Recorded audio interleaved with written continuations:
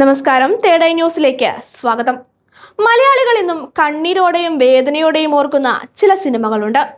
ഒരിക്കൽ കണ്ടാൽ മറക്കുവാനാകാത്ത അനുഭവമായി മനസ്സിൽ പതിഞ്ഞ കഥാപാത്രങ്ങളുടെ ദുരിതപൂർണമായ ജീവിതവും ഹൃദയഭേദകവുമായ അവസാനവും കാരണം വീണ്ടും കാണാൻ പലരും മടിക്കുന്ന ചിത്രങ്ങൾ. എന്നാൽ കാലം കടന്നുപോയിട്ടും അത്തരത്തിലുള്ള സിനിമകൾക്ക് പ്രേക്ഷകർക്കിടയിലെ സ്വീകാര്യതയും കൾട്ട് പദവിയും ഒരിക്കലും നഷ്ടമാകുന്നില്ല. അത്തരത്തിലൊരു മലയാള ക്ലാസിക് വീണ്ടും ബിഗ് സ്ക്രീനിലേക്ക് എത്തുകയാണ്. ലോഹിതദാസിന്റെ തിരക്കഥയിൽ സിബി മലയിൽ സംവിധാനം ചെയ്ത് 1989 പുറത്തിറങ്ങിയ കിരീടമാണ് ഇപ്പോൾ റീ റിലീസിനായി ഒരുങ്ങുന്നത്. സൂപ്പർ താരം മോഹൻലാലിന്റെ പിറന്നാളിനോടനുബന്ധിച്ചായിരുന്നു പ്രഖ്യാപനം.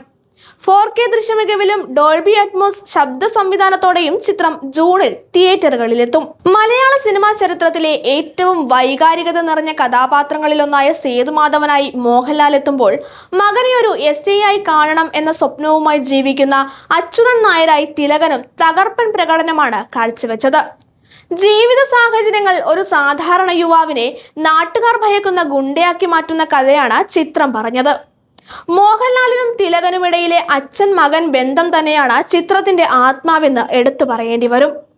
ദേശീയ പുരസ്കാരത്തിൽ മോഹൻലാലിന് പ്രത്യേക പരാമർശം നേടിക്കൊടുത്ത ചിത്രം പിന്നീട് തമിഴ്, തെലുങ്ക്, കന്നഡ, ഹിന്ദി ഭാഷകളിലേക്കും റീമേക്ക് ചെയ്യപ്പെടുകയുണ്ടായി.